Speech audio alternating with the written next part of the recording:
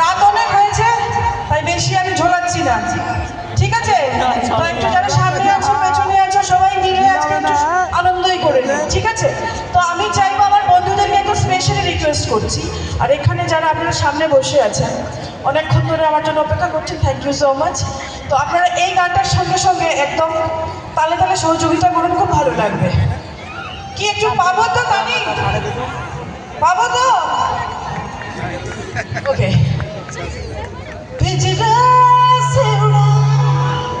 दिल को